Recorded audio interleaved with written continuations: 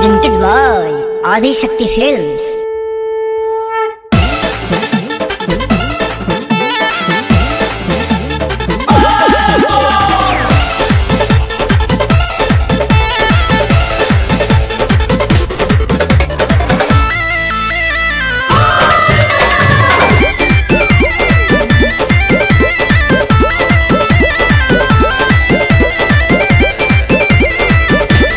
जब से चढ़ल बसवनवा लेला रोज हो, जब से चढ़ल बसवनवा लेला रोज हो, एक और दिने दिन बढ़ल जाता डोज हो। गांजा के दवाई बुझेला हमारा सैया हो, गांजा के दवाई बुझेला।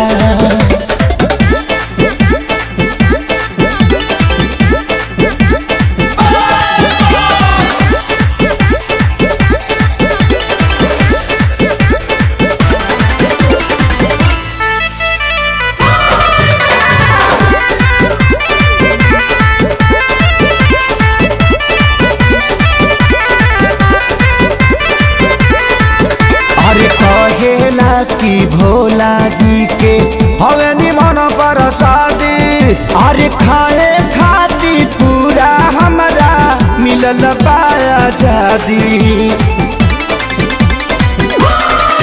हाँ कहेला कि भोला जी के निमन बा प्रसादी, खाए खाती पूरा हमरा मिलल पाया आजादी। तो असली चेला हई भोला जी के कहे, बिना पियले न एको बेर रहे।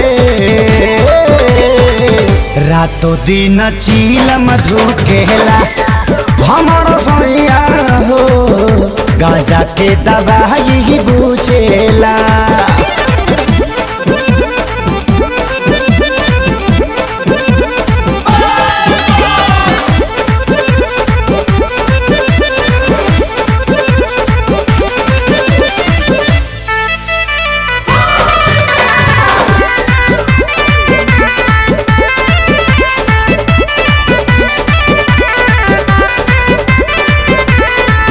अरे कावर कीने गईल रहे, देखो न जिला छपरा हो, बनल बजोगी पियवा हमार पेन्ही के गेरुआ कपड़ा हो।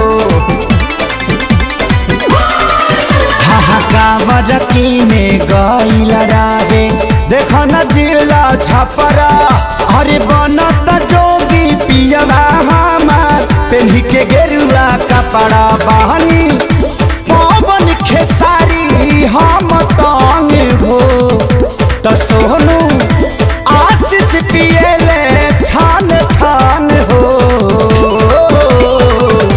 पियला के बाद कूदेला नील कमला हो, गांजा के दवाई बुझेला।